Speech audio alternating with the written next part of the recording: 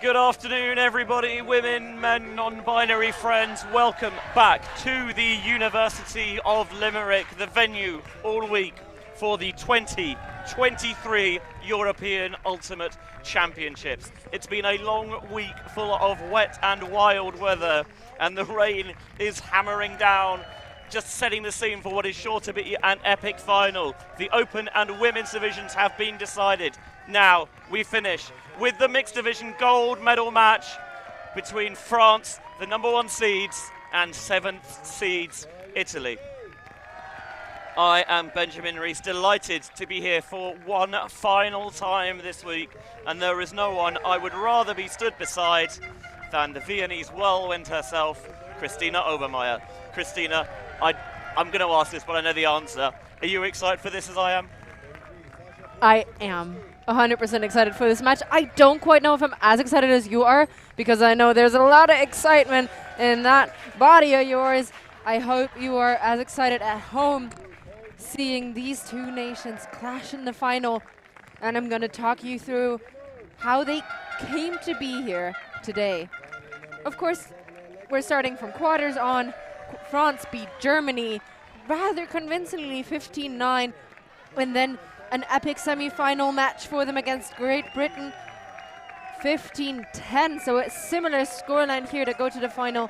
And Italy on the other side of the bracket facing Poland, 15-12.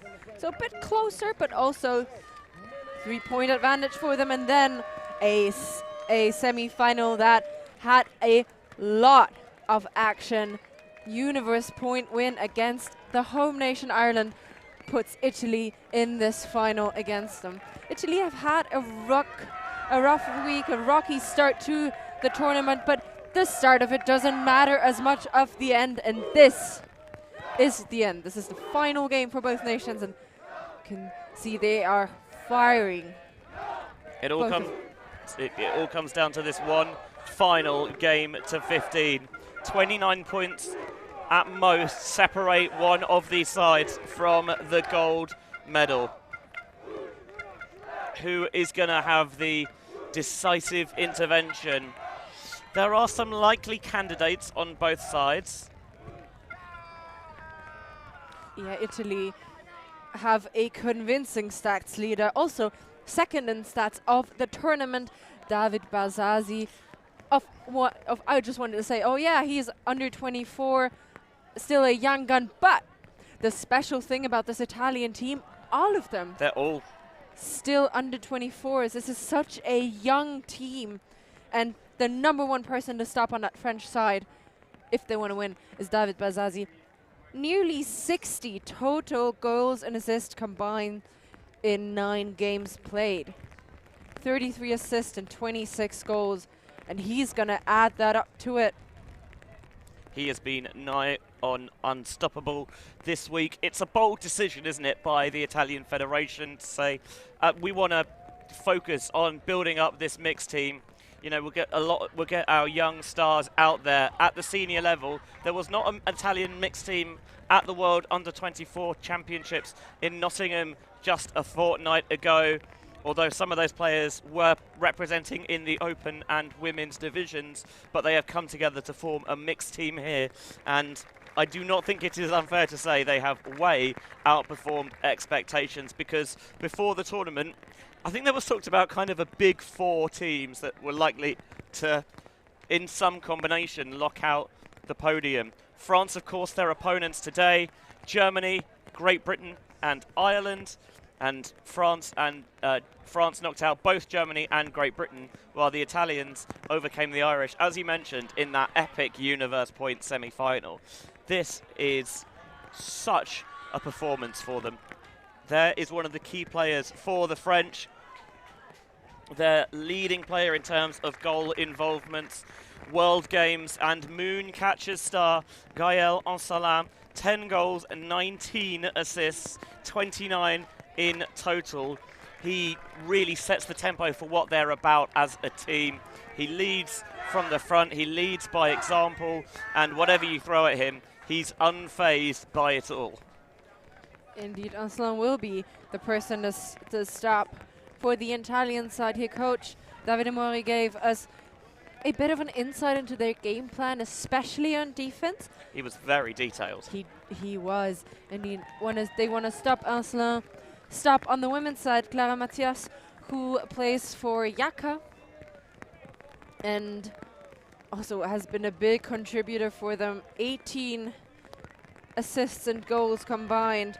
The stats line on that French side, I gotta say, more evenly distributed, except for Ancelin, who has a dashing 29 assists and goals combined. The others are, the other better scorers are in between 10 and 20 combined goals and assists. So game is going to start in 10 minutes as the rain really begins to pound down here at the University of Limerick, which will be a familiar sight to those of you who have watched some of our other streams this week, especially, of course, that opening game between Ireland and Germany. What, you know, some predictors were thinking, could that be a rematch that we see in the final? And it was not to be. Germany, of course, failing to get a medal, while Ireland did pick up the bronze with a victory over Great Britain yesterday.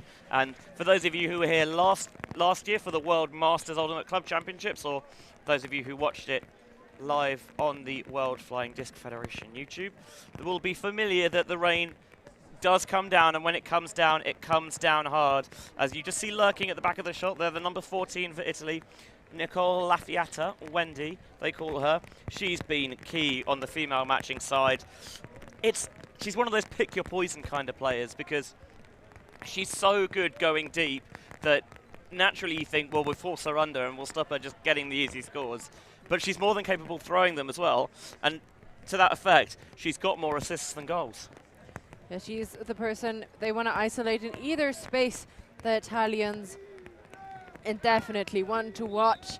It's going to be a hard matchup between those two teams.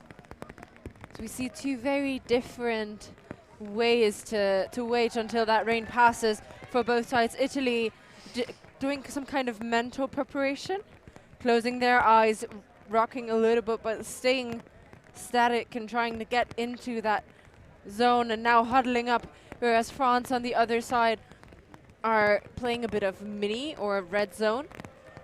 We saw them in the semi-final against GB, and they were clinical on those red zone possessions. They punished every single mistake, and I think for Italy it's going to be a different task to stop them, especially in the red zone and in that small space, as they are so quick. We see Clara Mathias highlighted. Already talked a little bit about her earlier, but probably a very good matchup for Laffiata. Yeah, she was due to be part of the team that came up just agonizingly short 4 years ago in Jer, losing on that crazy universe point in the final to Great Britain, but broke her arm about 3 weeks before the tournament, so was unable to play. How much she would love to be able to propel France just one step further than they were able to at the last time of asking. And the game, and especially given what the weather's doing, it has the potential to get a little bit weird, as that final did 4 years ago. So we talked to both coaches about, you know, what is the plan? How do you help to kind of balance out those highs and lows? Speaking to Olivier Labbé, who was the French head coach, he was saying that the plan is just to break it down into smaller games. Don't think about it as, you know, a full game to 15, but just break it down into smaller chunks. We want to win this next game to 3, game to 5, whatever. Just make it manageable and never look too far ahead. The same tactics was applied to the French team's run this week, taking every game as it comes and then moving on to the next one. So not, you know, looking at the bigger picture or setting standards that are maybe too high and then players have to fill them, but rather, you know, give the opportunity for a bit of time and then look towards the next step as this first step is completed. For Italy, we asked head coach Davide Mori what the plan was, what's the key kind of idea, philosophy for them. And he told us kind of very sagely, forget about the past and look ahead to the future. have the mind of a goldfish. That's a very nice, succinct way of putting it. This is not something that's exclusive to Ultimate, of course, across all sports. Something that is often key is that mindset of, yes, you need to learn from the mistakes, but you can't dwell on them. Once it happens, that's it. It's gone. Look ahead. How are you going to get it back? How are you going to try and flip the script to back in your favour? Because when the rain is driving down like it is, there are going to be turns. It's inevitable. Discs will slip out of hands on throws. They'll squeeze their way through wet palms. There will be tips, and people will lose their footing and be unable to catch up with things. It's going to happen. You have to you accept it and grow from it, but don't dwell on it. While this is the best tactics for a player, it makes our job even harder when we talk to players after the game and a player does not remember what happened anymore because they're so good at forgetting the things that just happened before them. Of course, that is just a hypothetical. But I thought it was like a fun comparison because you do see very different types of players. The super analysts like David Amori would be one, always knowing the next move and the move before that, and the 5 that might come ahead. On the other hand, many players just go out and play. Someone has to tell them, hey, you do that, and that'll work, and they're part of a big machine. Players who get so locked in that you could ask them what the score was and they wouldn't know because they're just locked into what's happening in the game, in the here and now. There are an awful lot of brollies up on that far sideline. I am very glad that we are hiding a little bit in our tent along with our wonderful media crew. Germany have poached the winner's circle, of course, after their victory in the women's gold medal match, with Belgium claiming their first EUC championship in the open division this morning as well. And what I love about this day, or this whole championship, this week of Ultimate, we get new winners in every division. Germany with their first win in the women's. Since 2011. Since 2011, so for quite some time they have not won. And then GB Mixed has never lost one of those. And now they were not even on the podium. And then in the open division, Belgium, also a new winner. And I mean, everyone could tell that the program was on the rise. The question was it too soon for them? But apparently not. And the same question will be asked of these young Italian under-24 standouts who are looking very damp out there right now. We have talked about the young Italians and the whole program in Bologna for years. I remember 2019, everyone was impressed with their performance. And it wasn't quite enough yet, but this time around it is for this mixed team. And they're younger than most of the players we talked about earlier in years before, but they have managed to stay up with their mentality, use that energy, preserve it, and put it all out on this field today. It's been an up and down week from the Italians. They've suffered some losses, some heavy losses at that as well, but they have turned it on when it matters most. While France, they've had their struggles as well, but have made it through the week without any black marks against their name. An unbeaten record so far this week for the French, although it is not the first meeting between these two sides, Christina. It is not. They have met at Windmill. Do you know what happened there? Italy won in quarters against France. Big upset. Absolutely. I don't think any one of us expected that. Of course, Windmill, probably the toughest preparation tournament, up to 4 games a day. And in that last game of the day, anything can happen. The weather was intense as well, a very different sort of intense than it is right now, which is rain and wind. But at Windmill, it was super hot and might favor the Italians a little bit, although French summers are just as dry and hot as Italians are. So we are underway as Lafiata pulls out of the side of the pitch, and picking up with that salt and pepper beard is the legendary Nasser Vogel, who remarkably has never captured EUC gold. is now the time to finally get that monkey off his back. Bardzassi, not Bardzassi, it's the other red hoodie who checks in on the mark, Baraldi. Underneath is Olivier. Arsalan being marked by Bardzassi. What a superstar matchup that is. Looking downfield, Matthias slashes toward the far sideline and goes back to Arsalan, who likes to dribble through with quick disc movement. But so far, Italy doing a good job of just throttling things a little bit. Arsalan wants to open it up. Lafiada's trying to poach deep. There's a whole crowd of bodies in the area, and rising highest, Sasha Płatsokolski makes it 1-0 to the French. I love that help defense in Lafiata, trailing off of that very structured French stack and jumping up there, leaving it on the pitch, but that disc, Płatsokolski's always got his money on that. So a good start, a clean hold for the French, but loads of pressure on these players, and I also think that that wasn't option one for them. They had to work really hard, and we see a replay of that here. That big shot goes up. Lafiata peeling off, actually in the best position. Jumps a little bit later than Płatsokolski, and he gets the disc for that first score. Clean hold to start for the French. We'll see if that can still be preserved during this whole game. As you know, that weather, we've mentioned it again and again, and I don't think it comes across that bad on the street on your screen as it actually is. It is not quite biblical, but not necessarily far off. As a wonderful layout D flies through from the young star Simon Ruel.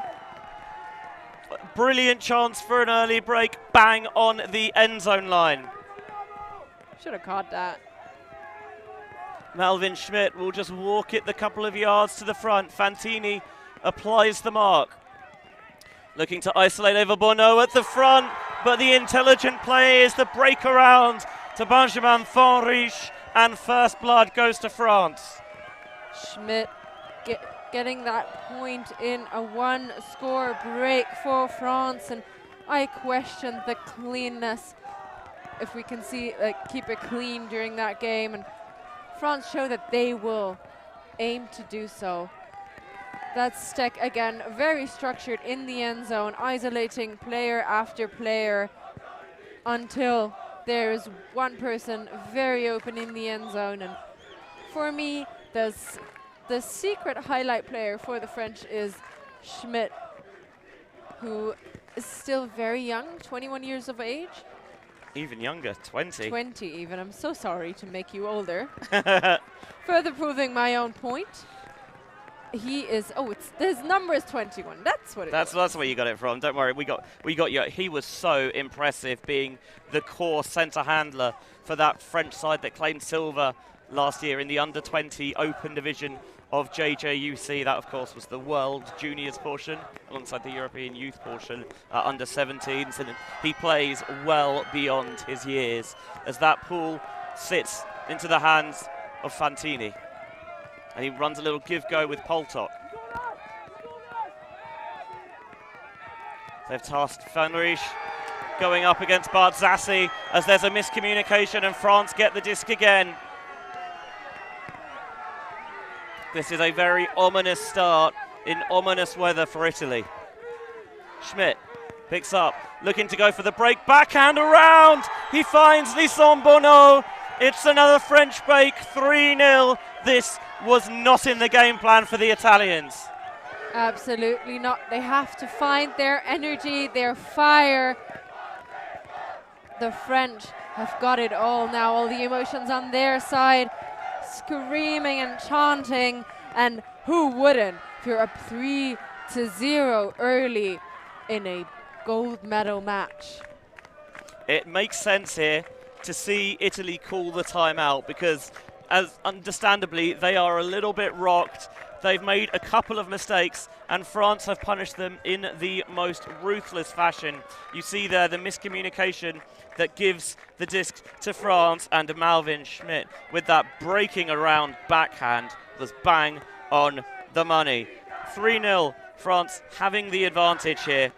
Italy are going to need to find some way of digging deep during the timeout here in the mixed final at EUC 2023. We live in a world where everything can be referenced online.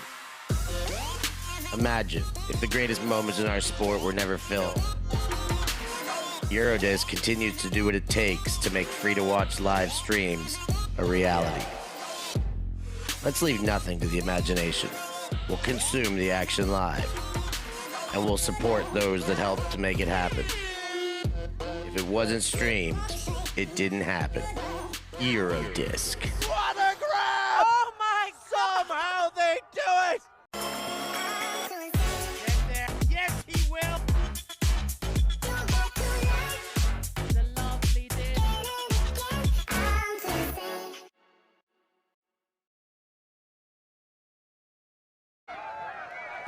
Italy with the disc after surrendering 2 breaks. And they haven't necessarily done a lot wrong, but against a side the quality of France, you cannot afford to be making those mistakes because they will and they have been punished as Lafiata goes underneath to Barzassi, and Barzassi pulls the trigger and rips it out of the side of the pitch. He was looking for the deep strike. Fantini was charging after it, but he could only watch it sail out of bounds. The French are in the heads of the Italians now. Barzassi takes the shot, and I like it because they have the whole pitch to work it down. It's important for them not to lose it early and give France an opportunity. Let them run for a little bit longer. Let them also make mistakes. And that could just be the other approach the Italians have now. So the first task will be to get the disc off the sideline. A stall out is called. The mark being applied there by Lorena Colombi. The lefty, Justine Bru. I think saying there was some sort of marking infraction, fast count potentially. If I'm very honest with you, that seemed like a very short 10 Didn't seconds. seem like a full 10 to me either. Bru was one of the alternates for the French World Games squad last year. Core handler on their D-line, also a very quick defender. And that call taking quite some time now. This will go, I imagine this will be contested in some manner.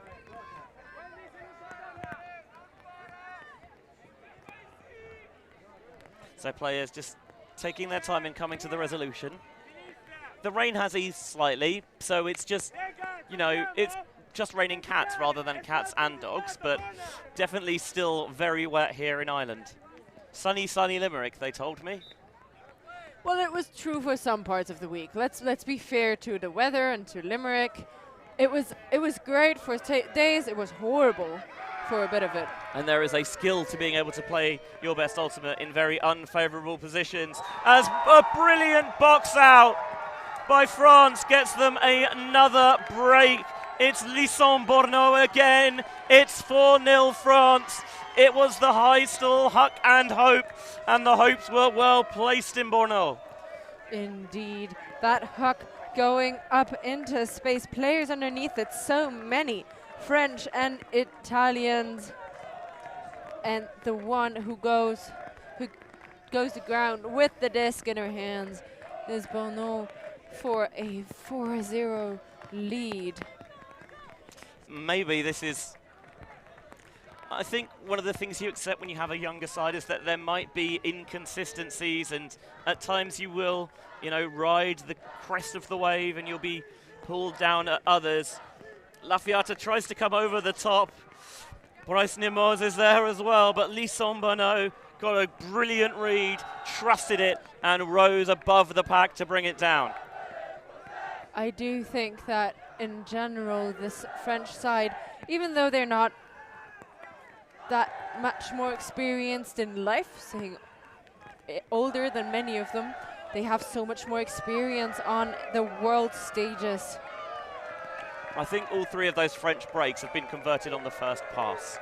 That's what the Italians have had to fight against.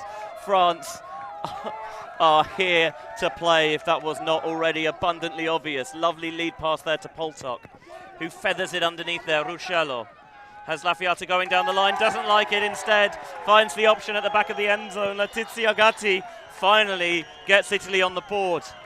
And that was great spacing by the Italians, isolating one player in so much space. Rather than playing it in a handler set to set up the deep shot, they opted for more 20-meter passes and moving from one side to the other. That worked out so well for them, and I think that is a better game plan than trying to chug it deep. You see that put Ruello Tugatti for that score. Lafiata going up the line, but stopping as she sees that the disc floats beyond her already. 4-1, and a clean hold for Italy. So finally, they get on the board and get a chance to try and earn back some of those breaks that France have ripped away from them. You mentioned only one pass scores for France so far in all of these breaks. And we'll see what that O-line can do. And I wanted to say, like, after they've had such a long time not on the field, but it hasn't been quite a long time. In general, it was only 12 minutes, that game.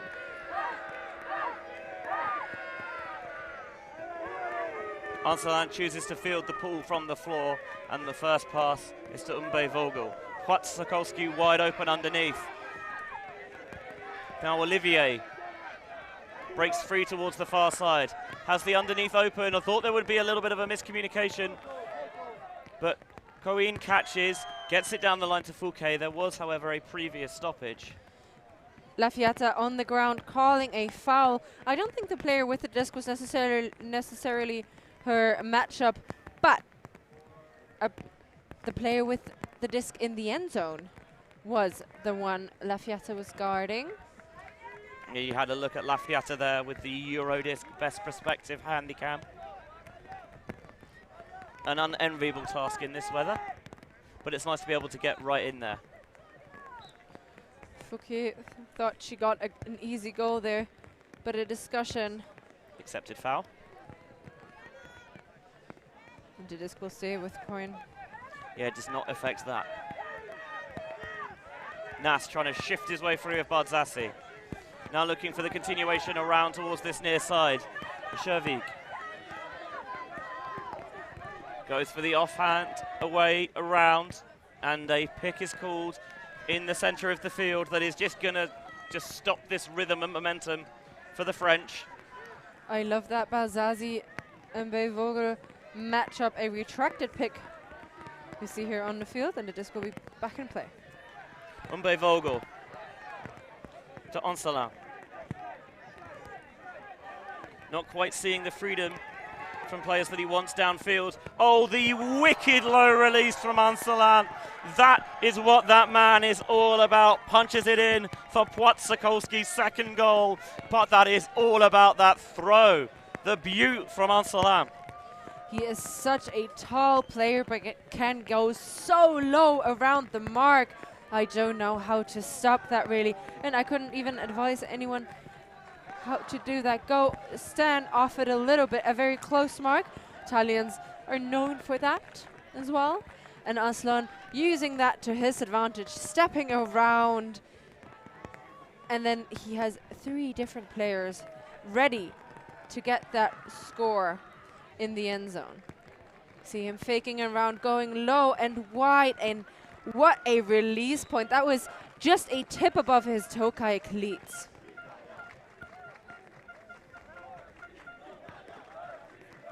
Have a look at it again. Anselan. It's not a huge amount of separation going on downfield, but he knows the stall count's rising. Oh, and the flexibility to just be able to sneak that under the mark, who bangs the fist on the ground in frustration. So close, but so far. Get a little wave here from Aslan. 2 assists already. Yeah, understandably in pretty good spirits. Both of the goals for France's O-line have come from his hand. Fantini underneath to Lafiata. Through Bardzassi. Oh, a little tip on it from Schmidt. Goes around, signals the turn is fair. Schmidt picking up quickly. Now dishing underneath Lisson Bourneau. Still coming towards the near sideline. Simon Ruel. Simon Ruel down the line to Justine Bru. It is 6-1 now. France are magnificent.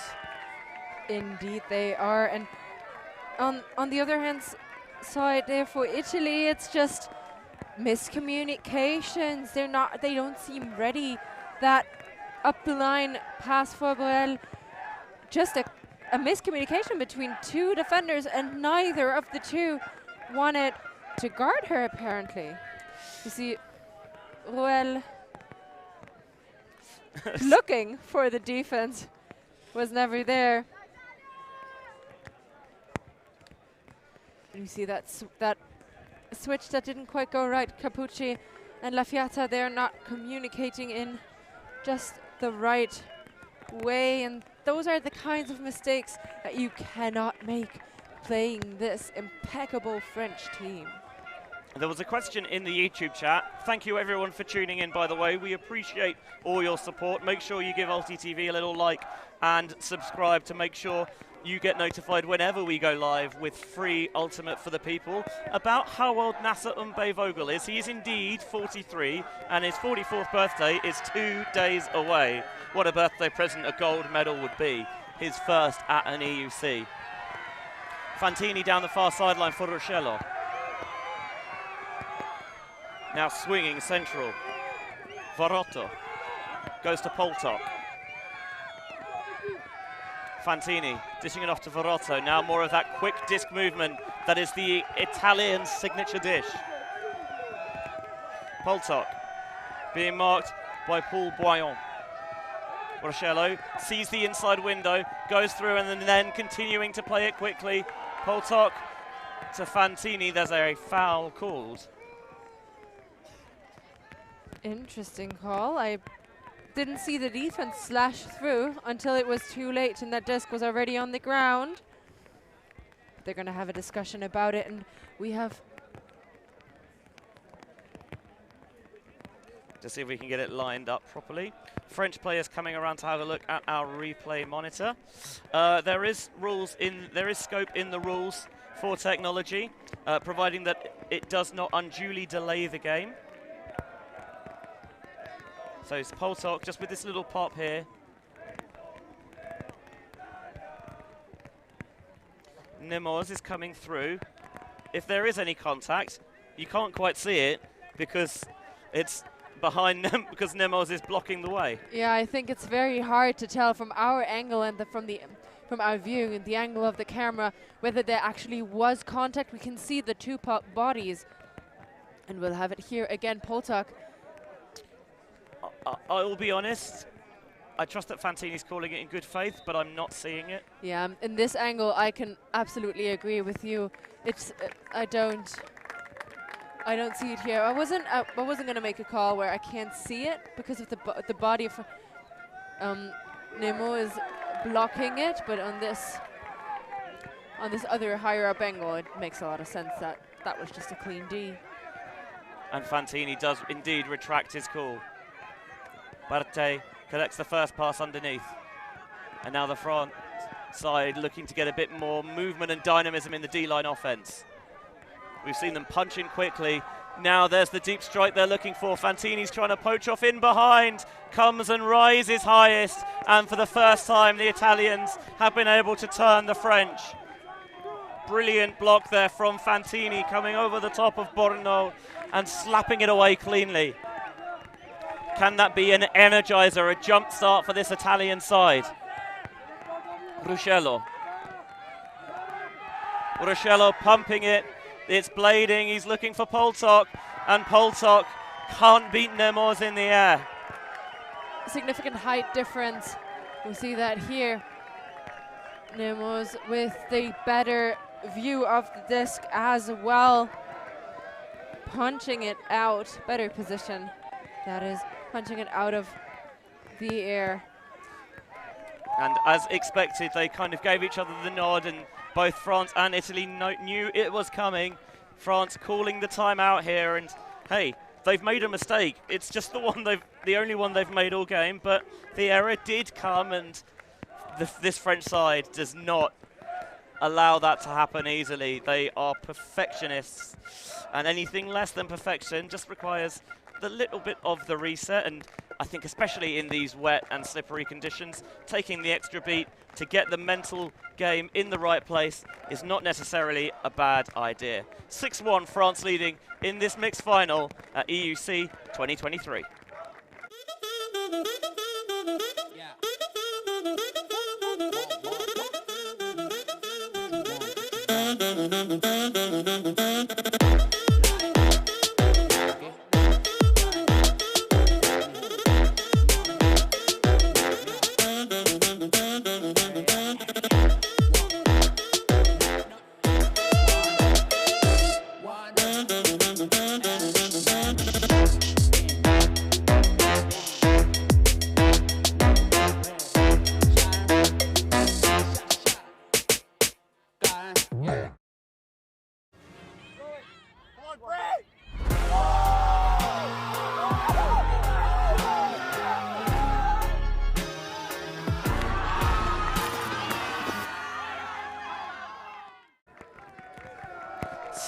France leading Italy. The French taking a timeout, having turned the Italians again. As you can see, a very respectable crowd given the driving rain here at the University of Limerick, the venue, of course, for this week's European Ultimate Championships. We've been wonderfully looked after. The pitches are brilliant quality, and given the weather that we've had at points this week, the fact that everything's gone ahead a-okay. There've been some shifting around of pitches, of course. That's expected and understandable, but it's a wonderful facility, and we've been honoured to be here this week. As the French are going to have to solve a different problem offensively here, because Italy, coming off the timeout, are choosing to apply a zone, maybe just to get the French out of some rhythm. I like it, Christina. I was wondering when they will change the defensive strategy, and here it is, and they're underway in the back of their end zone. Italy doing a good job of forcing the French back to start.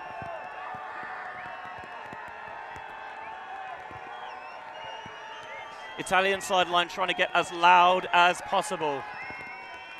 Time for Lisson-Borno. She's got her sister Eva as a reset. Goes instead just past the bidding Poltok.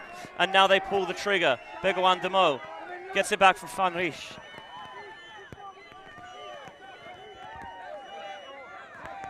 Ivo Borno just going to go back to Barté. World Game stars litter this French mixed roster. And Eva Borno and Nasser Vogel were guests on last night's Limerick Late Night Live from 55, presented with our friends at Eurodisc, and it was great to get their insight ahead of this game. Boyon has Eva Borno in plenty of space. France looking comfortable. They don't care about making all these passes in the wet conditions. They back themselves to the hilt.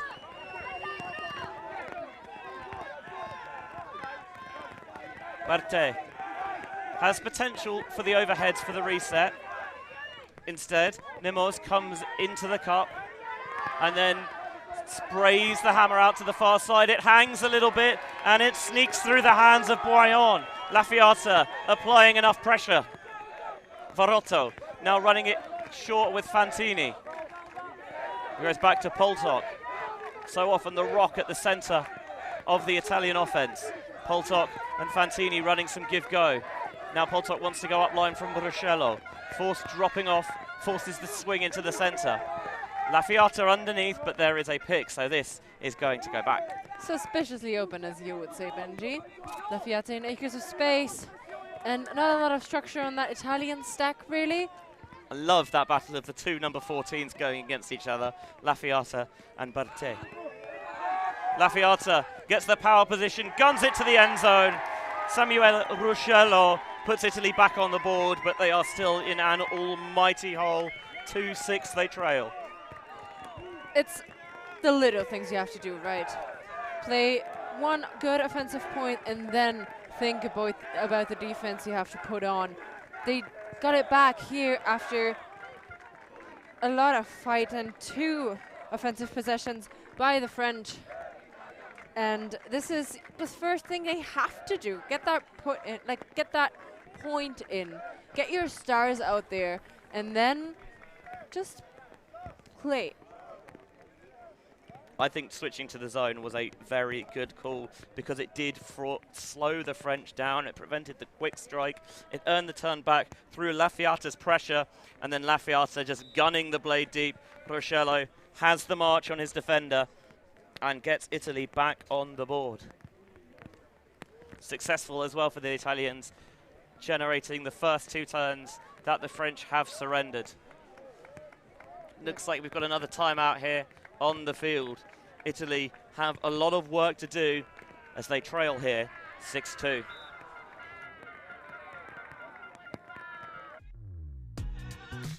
We are a group of ultimate players, coaches and video enthusiasts. We've worked with the major federations and the greatest events. We're on a mission to make Ultimate huge. We want our videos and live streams to be free to watch. We want to make stories that not only reach you, but also reach people outside the Ultimate community. Like and subscribe, ULTI.TV, the best in the world. Become a member and fund our work to cover more events in the future and to bring more stories and live coverage to the eyes of the Ultimate world and beyond.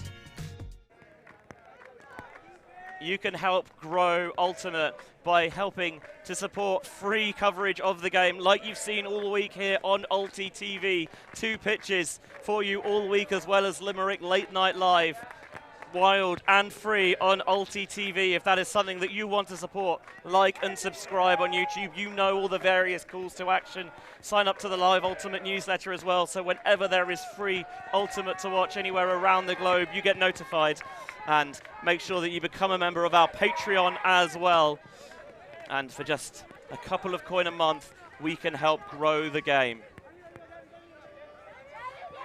Italy coming down with zone again. Fouquet dishing off to Vogel. Cheminot. Haven't needed to see much of him out there so far yet. Fouquet. There's some demonstrative fakes. Goes back to Cheminot. There's a gender mismatch. More women around the disc, female matching players, that is. As now Mathias is collecting every other running that French offense. Alice Novelli is being tasked with having a one-on-one matchup against Ansalan, just using her as that assassin to try and keep him away from the play, and it is working, but Ansalan is happy just to let his teammates do the bulk of the work. The stall count ticks up, but the outlet is there, and now France look to bounce it just past the bidding player. Might provide the opportunity. Oh, they got the tip from Novelli. The strategy worked well. Ansalan was just about able to adjust. Can Vogel punch it in? No, he's going to go for the hammer over the top. Discretion is the better part of valor, they say, and that was a valiant hammer to just release that pressure valve. I don't think Cheminot's in. He agrees and he resets his foot on that end zone line. And it is so congested. Dumps back to Vogel. That one is successfully jumped in, and it is now 7-2. I like the energy from the French on that possession. They were getting so many quick passes in, and then at the right, in my opinion, at the right moment, they stopped doing these give and goes and looked at the field again to look which defenders have switched over, maybe see some new open space there, and we'll see the replay here.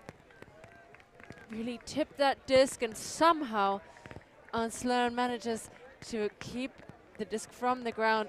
their first jump in. That wasn't quite there. To go back to the end zone line, of course, and then Aslan wants the credit for the score, but goes around into the end zone, and Mbe Vogel jumps into it. I think he certainly had started to take off. Whether that foot had completely left the ground, I'm not convinced, but generally when you view those in super slow motion, you find the majority of them are not fully airborne, but everyone on the field seemed happy enough, and that is the most important thing. You're right, and I do think he reacted a bit late. Maybe not expecting that shot to go up from inside to the end zone to outside of it. It's always nice when you can score with a pass that technically goes backwards. Brilliant pull by the French. Sees Italy have to start from within their own end zone. They've generated a few short field turns already. The Frenchers, Ruscello and Lafiata, nearly cut each other up. But possession is maintained. Out to space for Fantini. But Zassi loses his footing as the disc is sent deep. They're looking for Ruscello, who high points the disc, and a brilliant second effort grab. No, just couldn't quite retain it. What a shame that is for Italy and for the fans, because that would have been on highlight reels for a long, long time. But they have to pick themselves up and go again. Cruel to Schmidt. And the Dynamo Schmidt with a flick that blades, and they saw it late, but they just about got it down inbounds, Paul Boyan, and that is half. What a half for France. 8-2. Le Français, c'est magnifique. Oui. And that's all about the French. I will give to you in this half, as the France really comes out with so much energy and a performance that deserves a gold medal. They won this first half. Can they keep it up in the second? See some replays here. That disc bubbled, caught, and he ground strips himself, catches it again out of intuition, but recognizes no, that disc was on the ground and I didn't have it. Great spirit. He got it at the second attempt, as you mentioned. It's the fact that the edge of the disc is landing downwards. It just knocks it free, and it's despairing. You try and clutch it back in of like, please say it isn't so. But unfortunately, the truth could not be denied, and somehow it looks like Boyan did himself a little bit of a mischief there. 8-2 currently at half-time, as now it is time for the TOKAY half-time show.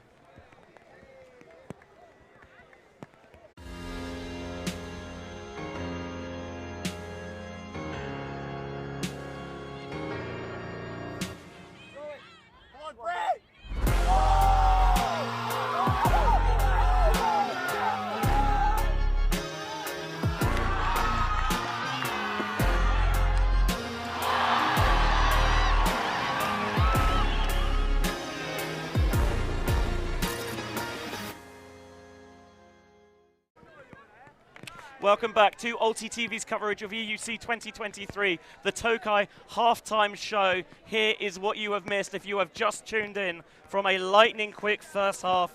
And the story of the game, Christina, is all about just how good France have been. Absolutely. Well, they have a commanding lead of 6 points.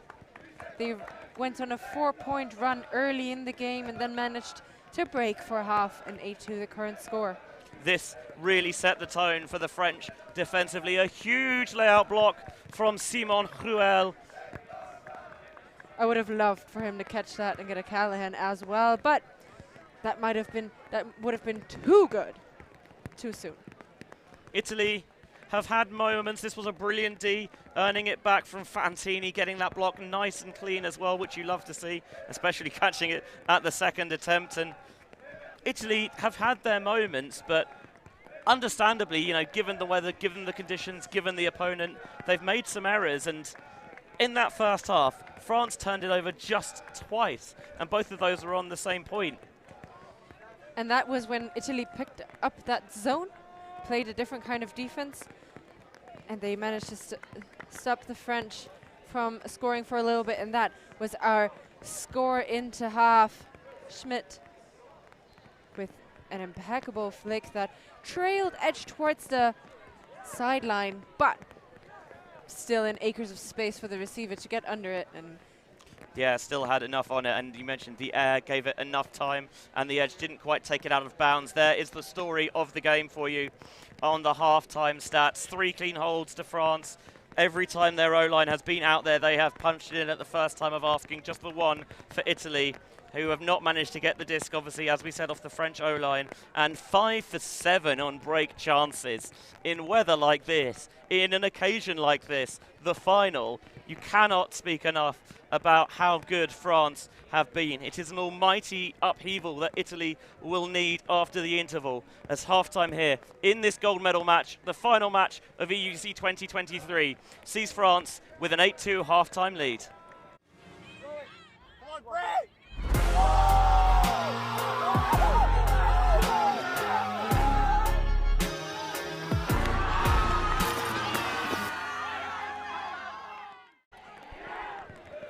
We are in a very, very wet University of Limerick. The rain hammering down the fields. And unfortunately for Italy, it is a case of pathetic fallacy. The weather very much indicating the mood as France have got on top early. And they just have not let Italy get into the game, really, Christina. no, there was no chance for Italy to grasp those discs in the end zone. There was actually twice where they put points in, but every other one was clearly won for France.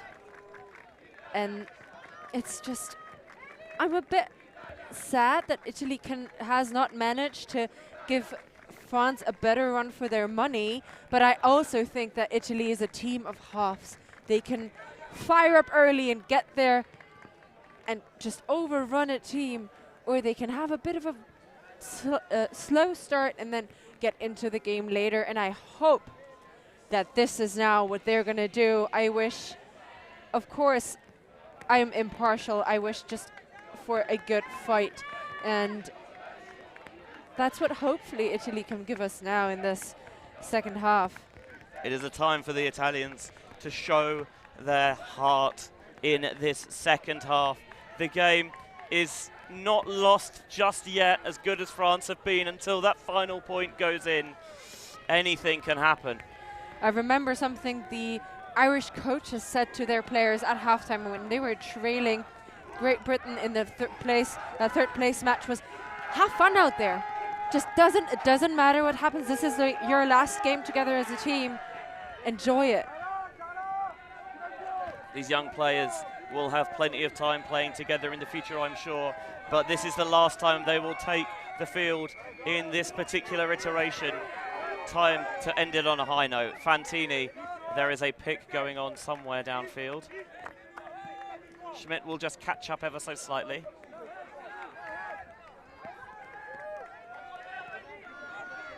Wearing those very distinctive odd shoes, as actually is Eva Bourneau.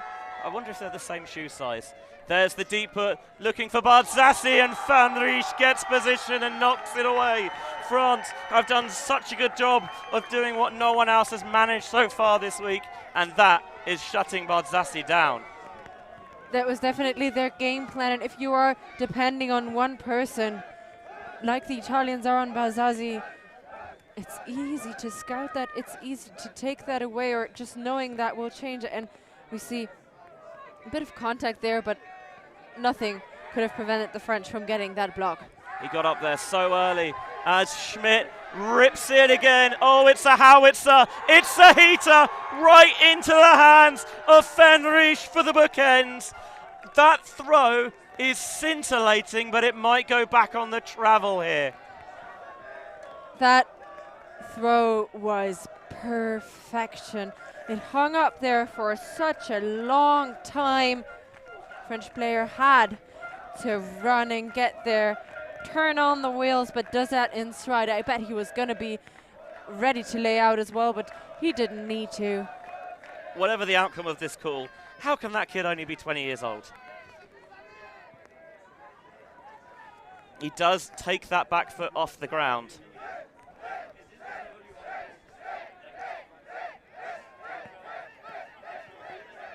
It definitely shifts the body weight over.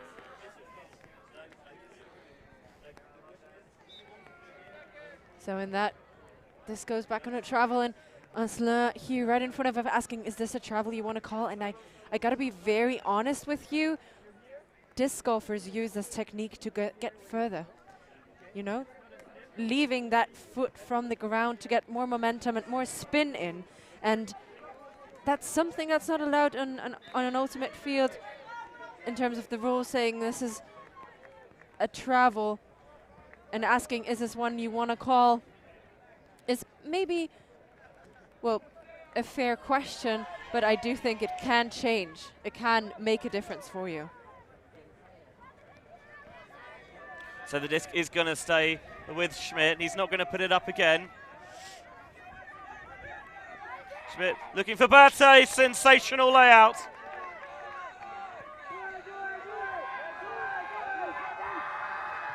Now swung all the way across.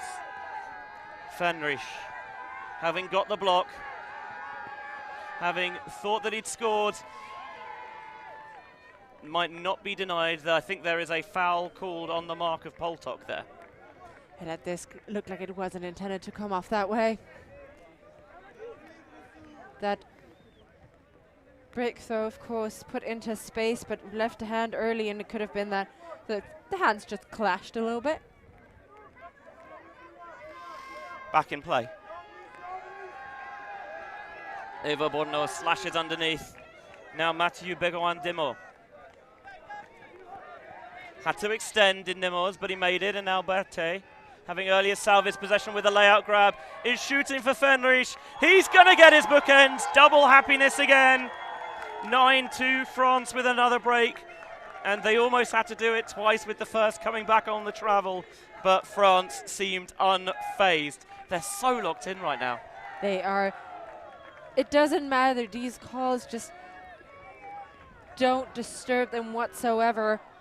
And if they can't put it in a deep huck right away, they'll go up the field slowly, going from one side to the other and then working it up the line.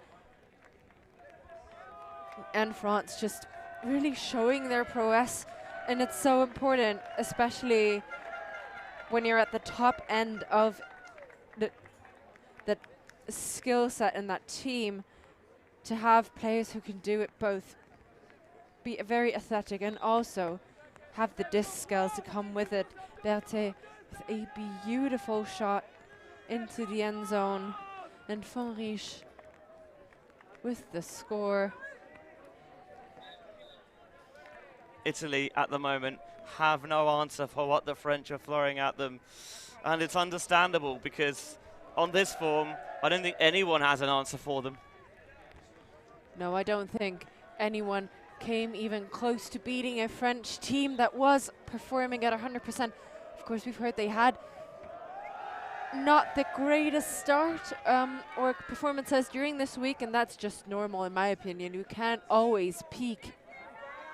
You have these moments where it just doesn't work out quite as well, but today is not one of those days for France.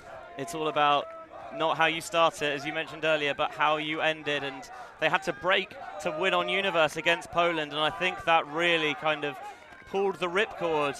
They had to play every game as if they were going to lose.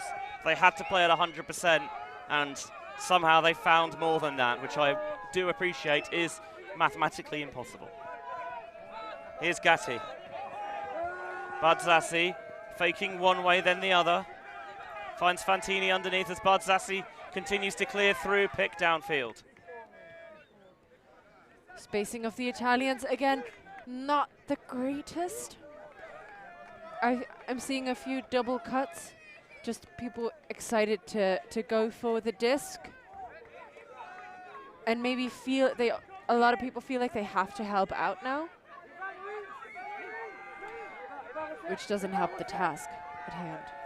Fantini underneath to Lafiata. Lafiata bangs the backhand, looking for Gatti. Defenders in the area. Defender gets too far underneath it, and Gatti with the goal. A clean hold for the Italians, 9-3.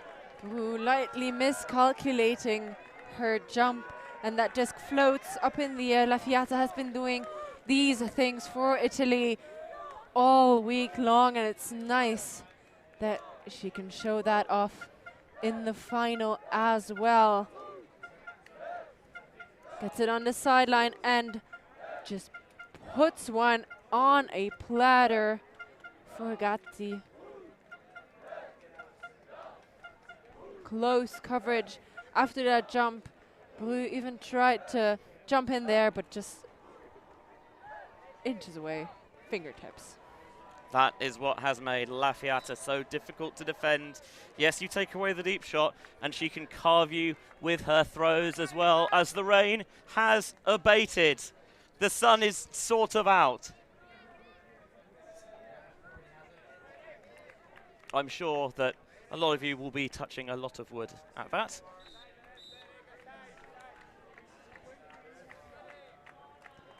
Your disc best perspective cam there on Nicole La Fiata, or Wendy, her nickname. She wouldn't tell us why she was called Wednesday when they came on Limerick Late Night Live earlier in the week.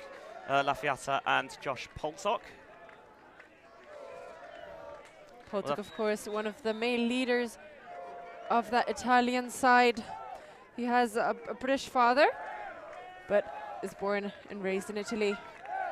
Hence the very un-Italian surname, and was part of that Alligators Massey side, along with La Fiata, who came 17th at the World Ultimate Club Championships last year in Cincinnati. So while Italy not necessarily known as a country that plays a lot of mixed, much more known for their single gender success, there is, as you can see, an appetite to help build that mixed culture in the country.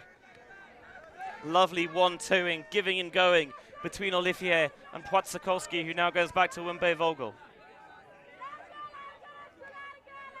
Płaczykowski again, trying to find Matthias in that little soft spot of space. But France looking unflustered by the Italian zone. Oh, offhand, and France's O-line gives it up for the first time this game. Might have been a bit of commentator's curse. Italy, what have you got? Gaglione, past the bidding on Vogel. Ragusa slides as he makes the catch. Looking around, doesn't like the reset of Ferrero. A stoppage of some sort. Wimbe Vogel and Ragusa talking and articulating with their hands. Both of these countries speak very expressive languages, in that it's not just what you say, it's how you say it, and a lot of how you say it is with your body language. Indeed. A foul on the mark maybe, as the disc will come back in at 1. Desperately looking for a reset option, able to find one in Maria Ferrero. Cutter slipping, Ferrero looking to gun towards the end zone. Oh, a brilliant block, but no! Unreal, Letizia Gatti! Another break, but this time it's Italy's. Got a huge tip on the disc, and Gatti, that is unbelievable. I think it was their own player who tipped it, and Gatti changing position, running deep into the end zone, and clutches her fingers around that disc for the score. That was how the French gave it up. Just a loss of footing in that front line. Wimbe Vogel flying through there to put pressure on, and then that deep shot. Ferrero has an Italian player there in stride, and Gatti reacting to it. How did she change direction so quickly? And we'll have it one more time for you. Oh, I could just watch this over and over. Nani's going for the high clap catch, and his hands aren't quite set over one another. And Gatti just scoops it with the trailing edge. Unbelievable catch. France, having been broken from the fast for the first time, now call the timeout.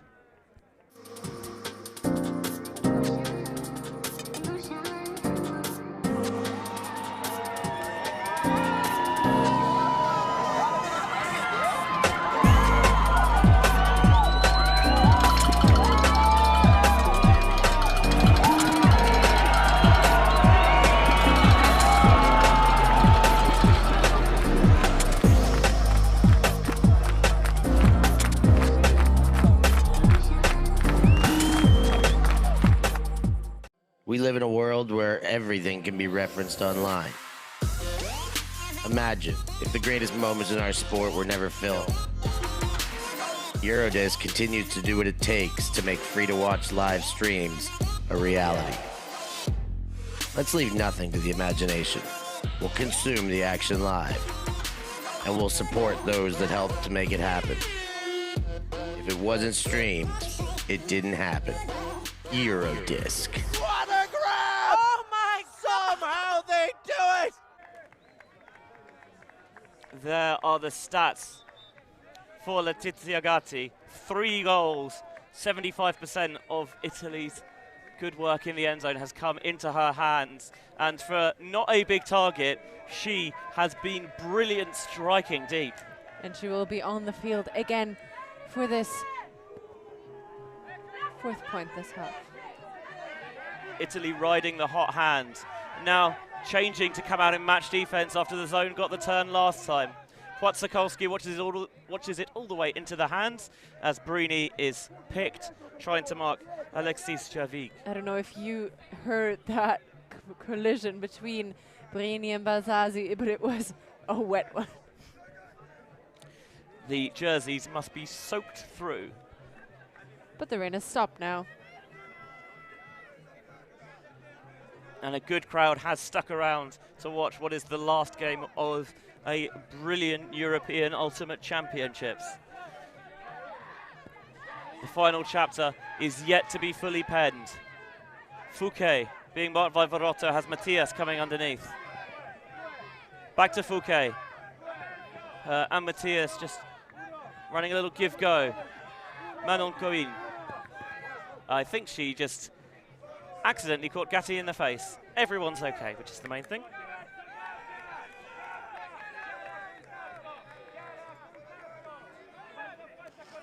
Checked in. Cohen with that bulky brace on her right knee. Finds on Vogel, who is fouled. And the foul is quickly accepted. Cohen just coming off of an ACL injury. Her first tournament back was Windmill. And she does very well on that French side. Cheminot to Javik. They're trying to constantly change these angles of attack, utilize quick disc movement. Now they're getting to a high stall. Fouquet floats it underneath. Vogel climbs the ladder, as he's done so many times over the years, and zips it towards that far side of the end zone. Manon Queen makes it 10-4 France. I didn't see Vogel anywhere near that disc, and suddenly he jumps up high to get it. A bailout option and a trailing defender, but Vogel making sure that this will stay in France's possession and puts in that assist as well. She's just such a veteran of the game. An assist for him there to go along with an earlier goal. There you see the high stall option, just put some air underneath it, trust that one of your teammates is going to make a play, and Nas came through in the clutch again, and then zips that little Oyo, the outside in edge, through the inside out channel to Manon Cohen to get France back on the scoreboard with a clean hold that got a little bit sticky at times, but they made it through. I do think Italy puts more pressure on that defense now. Might be the change of weather that gives them more confidence, or the fact that the second half just they had to change something to stay in contention.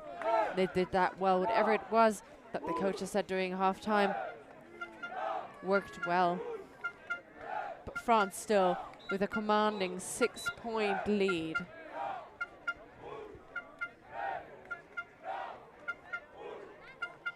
Chanting the colors of the tricolor. Bleu, blanc, rouge. There's another strong pull from the French, whose pulling has been on point all game. Varotto still within her own end zone. As we look at it from the Eurodisc best perspective drone. Poltok to Lafiata downfield. Barzassi comes underneath. Quickly gets it out to Ruscello. Zipping it to Fantini. Capucci's taken off deep. Not going to be the option though. Fantini just leads Poltok towards that break side a little bit more. And Poltok with some air underneath it. And not even any thought of a problem there for Ruscello. And now Barzassi zipping it to no one. Either one of the two Italian players could have sped up there and gotten that disc, but none of them really knowing who it was intended to be caught by. Barzassi just sees something that nobody else saw in that second, and I don't think they're valuing the disc enough, to be honest. I wonder if he's trying to get the overlap on that far side from Ruscello, and there's just not the eye contact, the communication there. Then that sort of game for the Italians. Has been missing on edges and ends for them. The young gun Schmidt doesn't want to gun it this time. Bordenau gets free up line. Now we'll look to play with pace. See if we can get some jailbreak going down the field, but the Italians keep a lid on it. Vuanesson has time to adapt and adjust. Berthe off the front, dishing back to Schmidt. Schmidt might go for it. No, good job by Lafiata, just sitting off, muddying that lane. The big shot doesn't come. Fenrich looking to blade around towards the far slide. Vuanesson was the target, but coming through the stack, Barzassi is picked and the disc will go back. France has a very good structure in their vertical stack, but a vertical stack often causes more picks, causes them easier as well. Ruel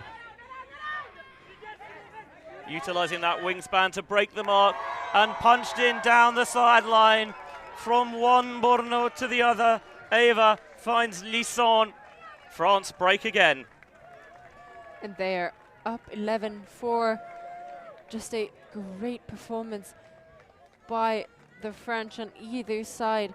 I think I've sung their praises quite a lot this game, but there's just so many things you can admire. The breakthroughs in that particular point possession, rather, just so beautiful. Setting up Lison in the end zone. The Bordenau sisters, both of them played at the World Games last year in Birmingham, Alabama. Their combined age somehow is less than that of Umbe Vogel, and they are already such superstars. I don't mean that to be mean to Nat at all, but the amount of young talent coming through in both of these countries is exceptional, Christina. Exactly, and it doesn't really matter their age, more their experience that is so impressive. But I think Eva, the younger of the two, played in the under-20 final last year and has a silver world's medal to her name. And both of the sisters have been in that under-17 and under-20 program in France for quite some time, so all the experience. If you want to have a look at the next young generation coming through from both of these countries, ULTI.TV will be at EYUC next month. There's the deep shot from Poltok. It's too deep and through the back of the end zone. Italy, when they've taken those shots, the overwhelming majority of them have not connected. They are just not adjusting greatly to that weather and to the way the conditions are influencing the discs. See, Polchak jacks it deep and jacks it too deep. Too much hours at the gym for him.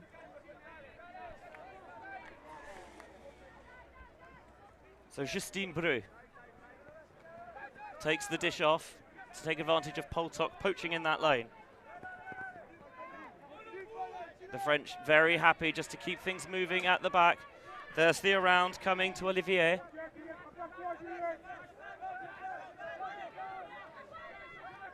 Nemours being marked out well, so Boyan is the option instead. Back now in the hands of Fouquet. Leading Boyan into space, pumping the deep shot. underneath the big one, Dimo. He's going to put it up instead. I think she saw it late towards the back and just couldn't quite get there, ran out of steam in the end, Olivier. Ran out of steam, ran out of space rather. That disc landing behind the back line of that end zone. You see that brown spot where the disc was thrown from. Apparently a space on the field where players like the catch discs. That one, however, too far out in front, nothing that could have been done, and Polta gets an opportunity to redeem himself, one of the few ones Italy has had so far. So both teams trading overthrows through the back of the end zone as there is no one in sight for Italy. And that's the pressure that France force you under. Bru with the around break, not going to quite be able to milk it into the end zone. The dairy closed for now. Olivier going back, all in and out of the hands of the dump option, Begoin Demo. Fantini picks it up. I think he was seeing if he could get the deep strike off quickly to Gaglione, but instead dish to Poltok. The force bids and is out of position. Here is Gaglione. Colombi comes through. Now that high release unleashes Poltok, and Poltok guns it, and again he guns it too far. That cut of La Fiata too late, probably not set up well. Miscommunication again will give the Italians no way to redeem themselves, to get a closer score line. And France have to march it all the way to the other side of the field.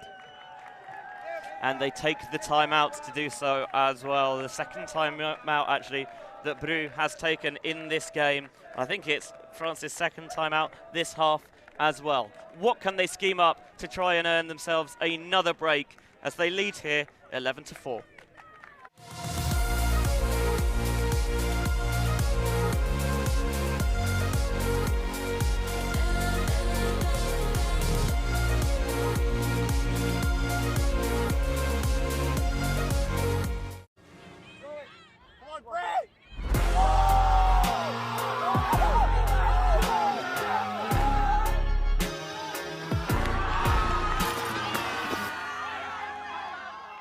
Search for Hive Ultimate on YouTube to learn about our cutting-edge strategies and to see analysis of world-class teams. To find out what Hive can do for your team, head over to our Patreon page where you can gain access to our exclusive drills and session plans and to join our worldwide community of coaches. Get ahead of the curve with Hive Ultimate.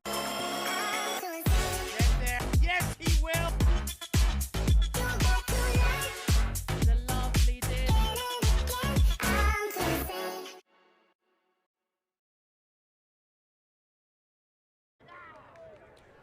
European Ultimate Championships here on ULTI.TV. You saw, of course, there the little spots from our sponsors who help support streaming of free live Ultimate. Our thanks to TOKAY Ultimate Cleats for Ultimate players that make it feel like you're not even wearing cleats. Eurodisc, the official disc provider of the European Ultimate Federation, and you can maybe have the Eurodisc Winners Circle up on a separate stream as well, and force the official outfitters of ULTI.TV, and I think we look very stylish. I think so too. The colors chosen fit me very well, I gotta say. Me too. I've now got my signature "Nothing Rhymes with Orange" look, apparently. Thanks for that one, Hannah. 11-4. France taking the timeout on their own end zone line. They're looking to punch it in. It's not been the cleanest point for either side. France turning over twice already, but third time's a charm, maybe? We shall see. Nemours to Boyon. Pick downfield.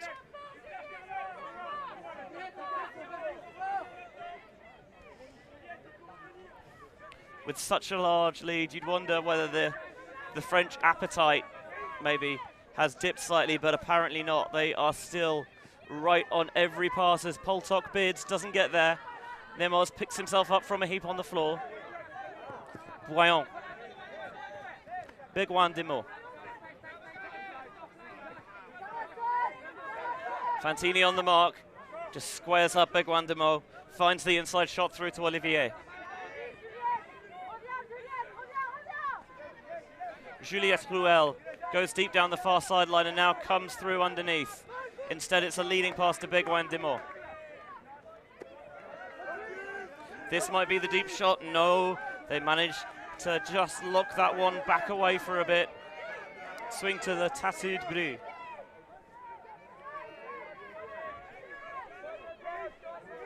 Boyan, France just slowly and surely matriculating the disc down the field. Just showing the inside, not going with it though. Sliding snag made as he clutches it into the chest, and Boyan puts it out into space. Beguandemo lays out. Lafiata seemed to think that disc was down when Boyan clutched it into his chest. Interesting call. I'm not so sure we could have, anyone could have seen that well because his body was all over him. I think that is down, you know.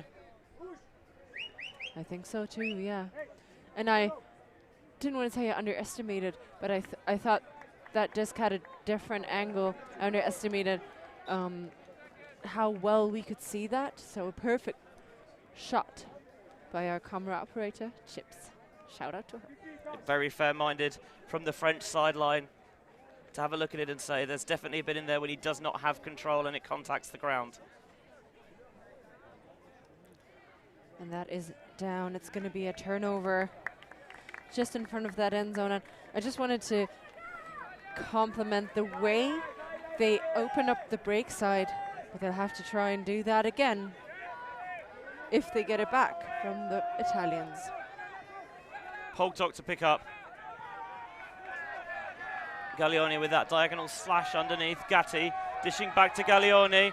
Gaglione again, they're too overeager, I think, to huck this. There was a travel called earlier in the possession, but I think it will be retracted and the turnover does indeed stand. Good use of hand signals by the players on the field, echoed by the sidelines as well to communicate what's going on. That was the same throw into space, but no one on the same page running it down, and that's a pity. Like, if that happens once, okay. If it happens a second time, that might have just been a miscommunication. But 4 times in a row losing a disc like that, just Italy are better than that. They're just not showing it now. So this point continues to grind both teams out there down. Now it becomes about that mental fortitude and composure. Those extra energy reserves. Loss of the footing, and Bru just decides I'm going to get rid of this on the high stall, but it's to no one and out of the sideline. Fantini wants to go quick. Poltok clears through. Beguandemo shuts off the around. Ooh, a little bit of a bobble, but it does eventually end up in Gaglione's grasp, but not for much longer. Beguandemo this time going for the quick pickup. Utilising the break side well, Olivier to Bru. Bit of inside-out shape on the pass downfield to Ella. Ella shoots and scores. Chloé Olivier puts the marathon points to an end, and so often those points are decisive in deciding the outcome of games, and it breaks France's way again, 12-4. 3-point run again, and that one a very unclean whole break for France. So many chances, and it might just be that France are now slowly getting into the rhythm that the Italians are displaying, not valuing the disc as much as they did in the earlier possessions. The first half we saw these breaks with one pass or clinical red zones. That wasn't the story of this point. No, this was teams rushing throws, rushing decisions, not executing properly. Both sides with overthrows in the deep space, a little bit over-eager to gun it at times. There was the travel that was called, but Gaglione kind of didn't notice, kept going and collecting the dish off. Immediately ripped it deep to no one in particular. kind of to encapsulate the point there, France had more turnovers on that point than they'd had the entire rest of the game, and they only had 4, and they just only had 3 before then. Paul lands in bounds. Baraldi. Now they swing around the back. Baiocchi. Short. Varotto. Big bid from Ruel. Ruscello shows the deep shot. Barzassi just suggests about maybe going for that give-go movement. Instead, the pivot break around. The bid from Buonason is short, but he's able to get himself back into position. Now Ruscello. Does he have the up line for Baraldi? He does, and is able to squeeze it in before the defender poaches into the way. Italy with a clean hold. Bueno slashing through and manages to get out there in time and to avoid a collision, and that is a clean hold for Italy. It's been difficult for them to get any shots off, and this time around they managed to go up the line and move the disc on this far side.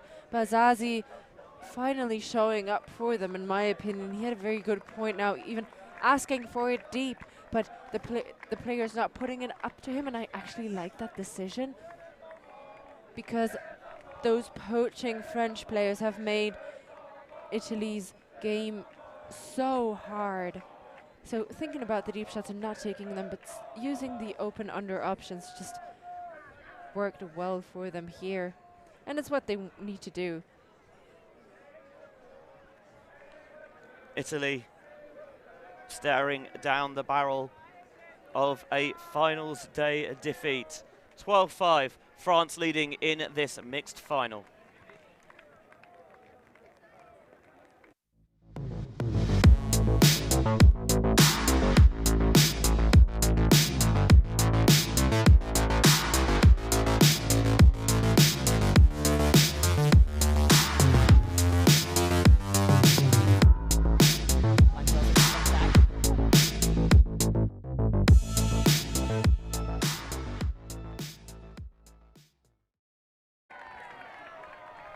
The rain has come down once more.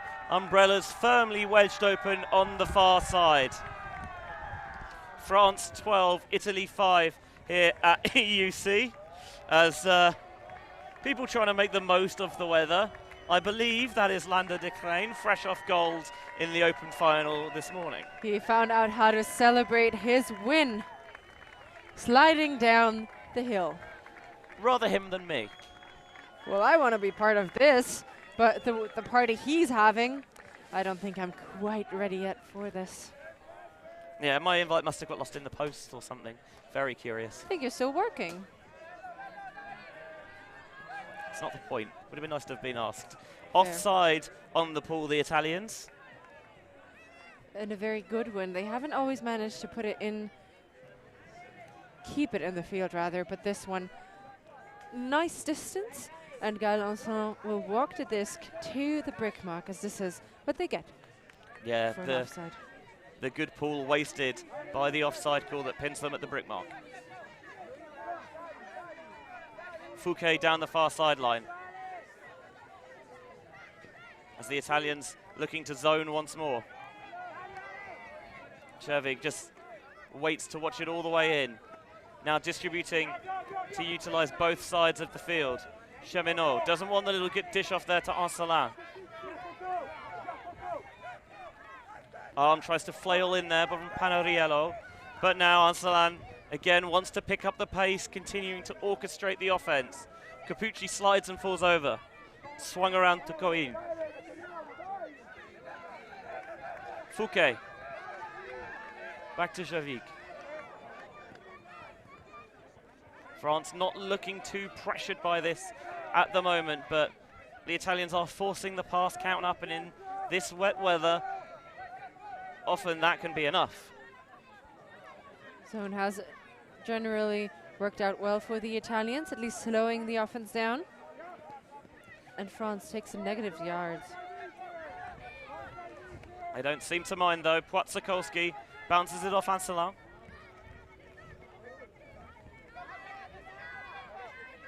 And there is just a calmness about this French offense at the moment.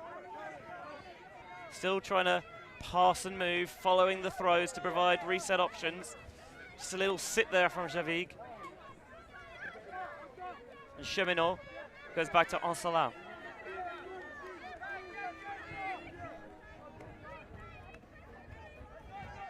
Ancelin just has a time and space to sit that one for Corélie Fouquet.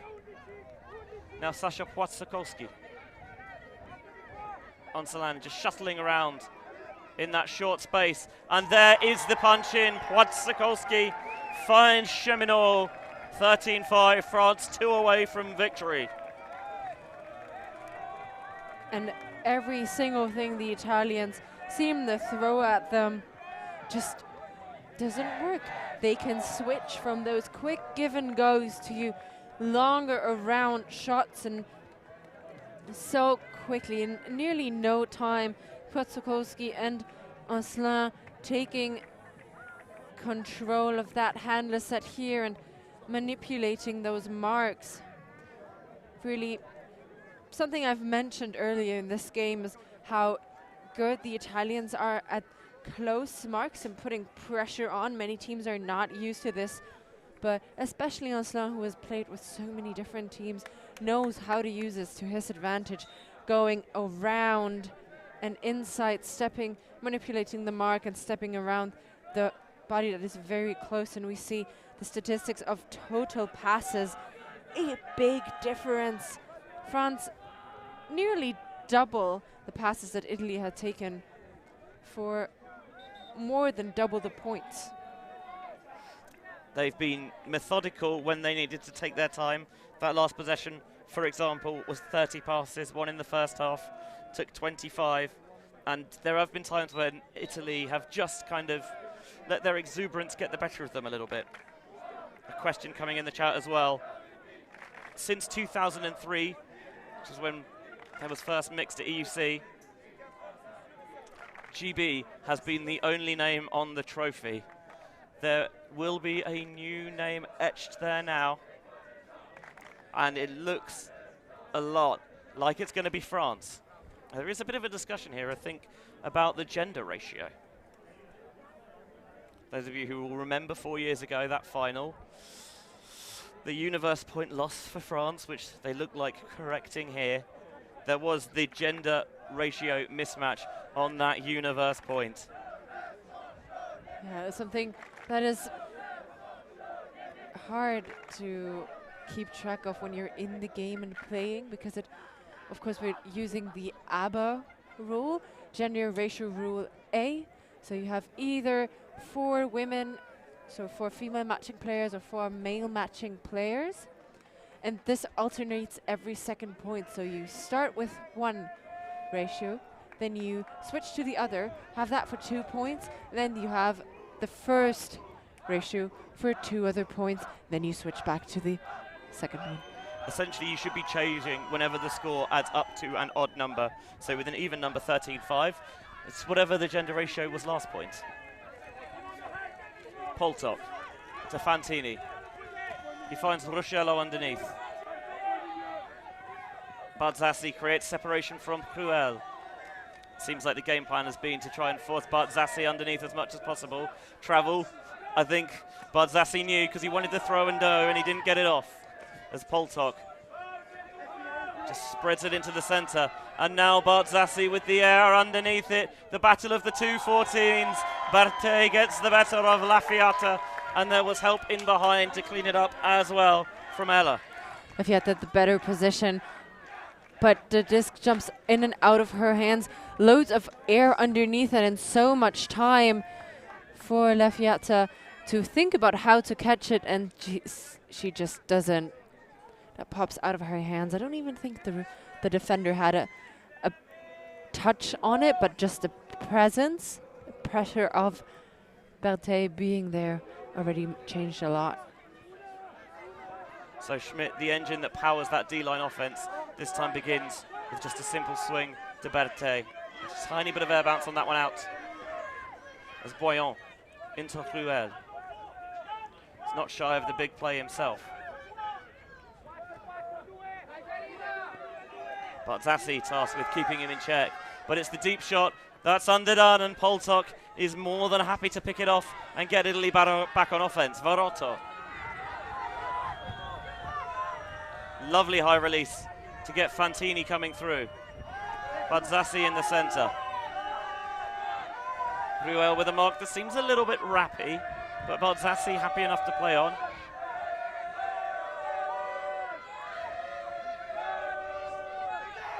Couple of players in similar spaces, does find Poltok. Poltok quickly into the centre to Ruscello. Lovely throw and go movement there between Ruscello and Poltok punches it into Zassi. His first goal of the game, but maybe a case of too little, too late with the score at 13-6. Too little, too late is a good point of view, Benji, and this is the first time we have traded holds. Can you imagine? Because we have our statistics here, and the score sheet looks very funny, and both teams holding, if not cleanly, their offense on at 13-6 for the third time in a row. It's interesting. Yeah, it's weird to have this be the first time in the game where there's been 3 points scored by offenses in a row, but it did indeed happen. Rain again abates, but a bit of wind picks up. A bit. I think that's quite intense wind actually, and also it's moving towards us, and our tent here catches everything, that wind, and keeps it in. You see Basazi there. France have done an excellent job of just not shutting him down, but really minimizing his impact. They're containing him very well. His first impact on the game with that score.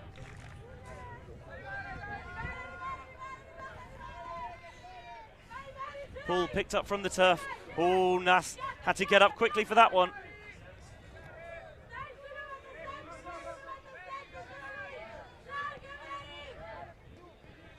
Working down the far sideline now, the French. Italy again choosing to go with the zone to try and slow down the French offense. Oh, she nearly spanned it, but did get it to stick there, Olivier. Through the centre, knocked away, but Javik thinks that he had it. Baraldi with the layout defense attempt. We'll see if it will stand or if the call will leave possession with French hands.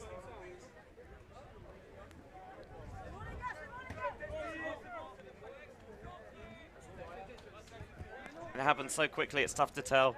It is, however, accepted by Baraldi. Le Villayer. And now Le Villayer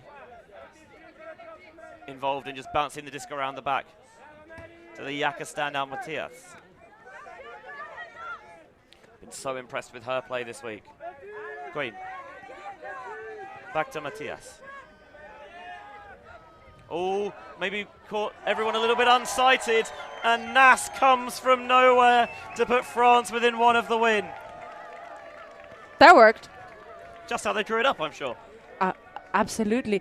Does Le Villayer get an assist for that? Because she macked it in the air perfectly for Nas Vogel to get a score on the board. That Italian zone quite prone of holes this possession, and France made it a bit harder for them than they might have had to with that call. Keeping possession on Le Villayer, just going with 2 hands, the disc just a bit over her, bounces in and out of the hands and into Nas Vogel's hands for the score. 2 goals and an assist for the grizzled veteran. He was a silver medalist here last year playing with Epoch in the mixed masters division at WMUCC, the World Masters Ultimate Club Championships. Looks like improving that medal here. Rochello, La Fiata underneath. Gets it out quickly to Fantini. A lot of traffic already deep. Finds the diminutive Capucci. Capucci to La Fiata, who shows the blade. It's high and enough pressure on it from Nemours. Rochello has his head down. He thought about calling the foul, but decides in the end that Nemours got there clean. A third block of the game for Bryce Nemours. And that is a break for a gold medal. Two players battling it out in the end zone, and that will go in the way of the French. Heroic plays have been made for Italy all week long, but they can't quite perform during this final here. As France advance slowly but surely, and the mistake in the reset space gives a short field for Italy. And there have been so little of those just straight up errors from France in this game, but Italy with a brilliant opportunity, and the red zone chance is duly punched in from La Fiata to Rochello. 14-7 now the score, and France will receive with the chance to bring home the gold medal. It is around their fingertips. It's there to grasp for the French. They'll have to put their all into it, though, as it's not quite over yet. Heroic effort on the miscommunication on that reset gives Italy a chance to stay in the game for a bit longer. We'll see for how long they can contain that, but it's been France for quite some time. Early breaks in the second half have set them up, and this in the first half, of course, have set them up. The second half closer, but no sign of Italy showing up to win the gold yet. They'll still have the possibility, of course, but as you all hopefully know, the game ends at 15 points and France are fingertips away.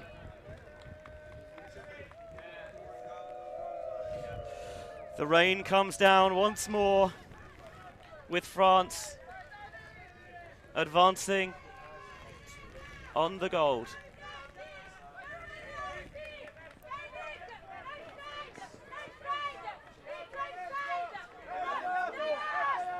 High, and Vogel brings it down. He rips it deep, he's looking for Matthias. It's blading towards the sideline, and Gatti picks it off. Not the fairy tale ending just yet. Oh, that one is high. Is it going to be a second attempt? No.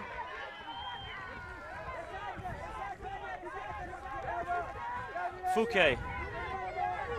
Short here. Cheminot. France trying to stay patient. Fouquet. Oh, I think it was tipped on the mark. The layout. Is it grass? No! It is gold for France. They have done it. The gold medal, the championship, is heading back with the French. It seems like the coaches didn't even notice that amazing catch and the celebration from the French. So well deserved. A clear score. And France just showing that exceptional play they have in that week, just ending on such a good note for them. Commiserations to the Italians. They gave it their all. They got the disc back, but it wasn't. It was too little, too late. And that amazing grab for the score. How Olivier doesn't ground strip herself there, I will never know, but she holds firm. Her grasp is true. And there is a new name on the EUC crown, and that is the name of France. Les Bleus have done it. We will see if we can grab someone in for a post-game interview. As you see there, the celebrations, the French sides rushing the field.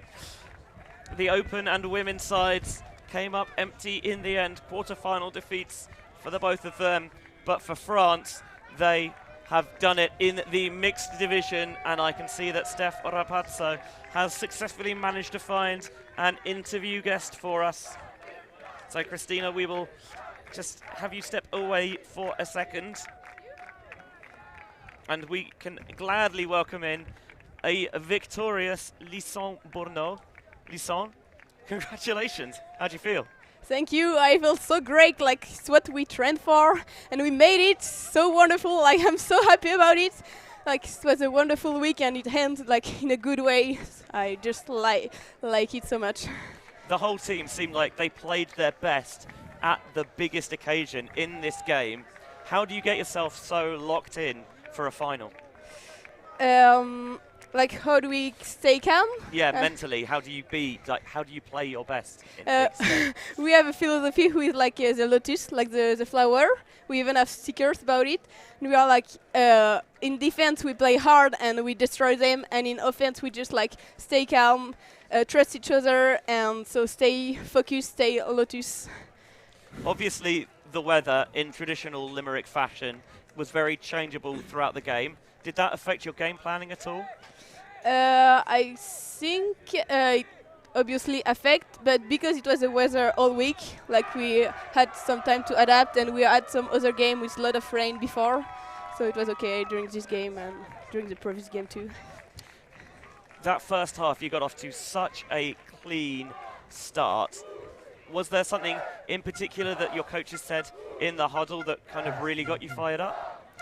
We have a goal. It's like point after point, and so we have 3 goals in the game. First, like to be the first to be at 4, and after to be to win the halftime, and so after to win the game. But like we have 3 goals. First 4 points after halftime and after game. How did you enjoy matching up against the Italians?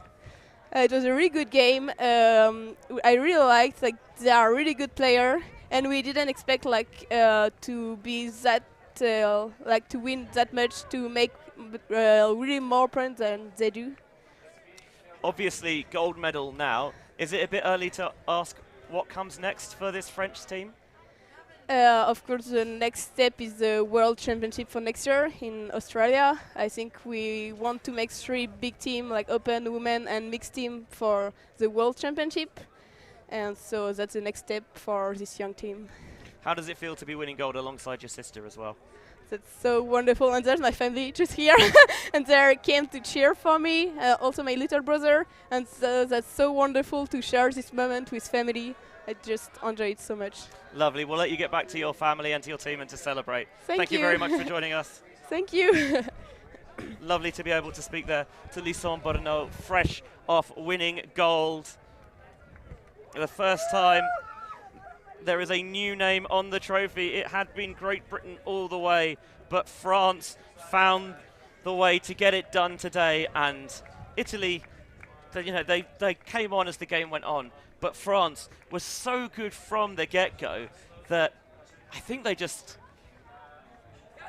won the game in those first 5-6 points. They did. There was no way Italy, or there would have maybe been a way, but the way they played it, no chance for Italy to get one better of the French in this final match. We see some match stats given to you by 4 Sportswear, and it's just a great victory for the French. 8 breaks, but Italy managed to get 1 back in the second half. That's the only one though.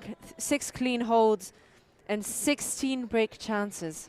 The pressure defensively was exceptional, and the row line only turned it over twice. The first one was punished. The second one, on that final point, they earned back and then punched it in to grasp the gold medal firmly in their clutches. And I'm sure the celebrations here in Ireland and back in France will continue long, long into the night. And I can't say I particularly blame them, because it is a hell of an achievement. Absolutely. It seems like France fought their intense matches earlier in the week and set themselves up so well for semi-finals and finals here. Lisobono, our interview after the game, said something about the lotus flower being their symbol of offense, and it's a beautiful thing to have this hand signal added on the sideline, and then also this calm presence on offense was really felt during this game or during the other games that we streamed of them as well. They were just locked in as a team. The class of the field this week in the mixed division, and that is that for another European Ultimate Championships. It'll be 4 years till the next EUC and 4 years to savour those gold medals for Belgium in the open division, Germany in the women's division, and now France in the mixed division. It has been a pleasure and a privilege to bring you this here live, wild and free on ULTI.TV all week. It's been a wonderful, magical experience, and we're honoured that you could share in that with us. If you give it a little like and subscribe to get notified whenever we go live, because the season is far from done. EYUC, the European Youth Ultimate Championships, comes up next month as well in Padova, and of course the European Club season as well. There's the European Masters Championships in October. There is so much good stuff to come this year on ULTI.TV, and I'm sure that you wouldn't want to miss it. So like, subscribe, and become a member of our Patreon page as well, patreon.com/ULTI.TV, and for as little as a pint of the price of a pint of Guinness, which I'm sure there will be many consumed this evening from a lot of interested parties, you can help grow the game and grow the spread of free live Ultimate for the people. A huge thank you from all of our ULTI.TV crew, from our statisticians Dan and Dice, who have stepped into the breach wonderfully, helping to power those match stats along with our friends at Force. From our large ULTI.TV crew, our remote crew, Dom and Carlos, who've done an excellent job. Felix, Milan, Nick, Rob, Will, Eris, Chips, Jack, Lolo, Noah, Henri, our superb, stellar commentary crew, Stefan Rapazzo, Lorcan Murray, Charlotte Terrason, Hannah Pendlebury, Lou Burgess, and of course Christina Obermeyer alongside me. I am Benjamin Rees. Thank you so much for watching. The final score here in the mixed division at EUC in the final is France 15, Italy 7. It is gold medal for France, and ULTI.TV will see you on the other side.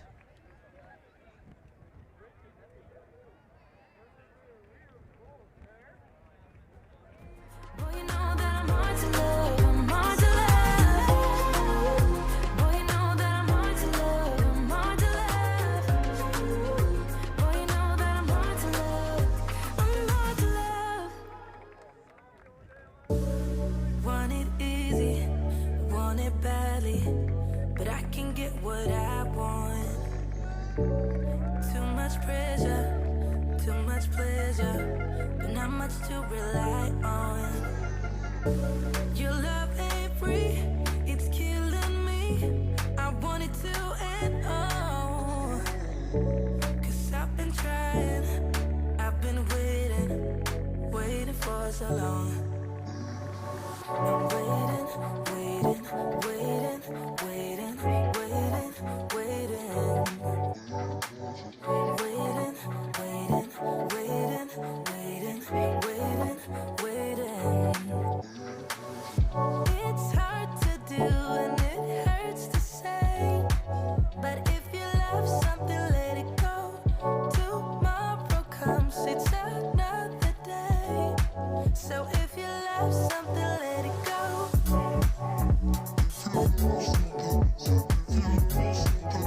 If you love something, let it go.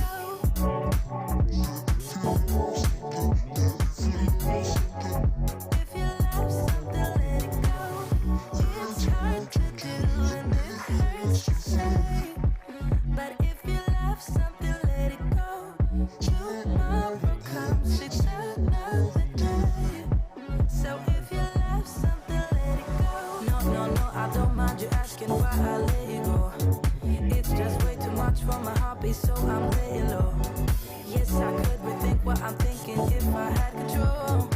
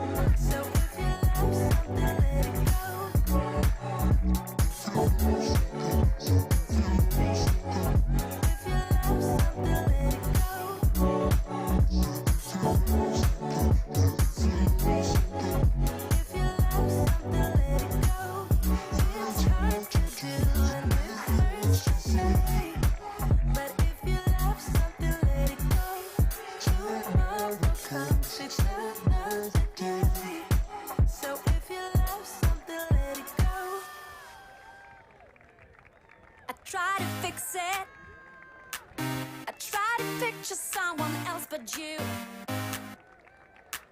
But then you kissed me, and now there's nothing else I wanna do. For the record, I never thought it would be you and me. You said tomorrow, let's see what happens, but it's plain to see. And tonight we're like fire and ice.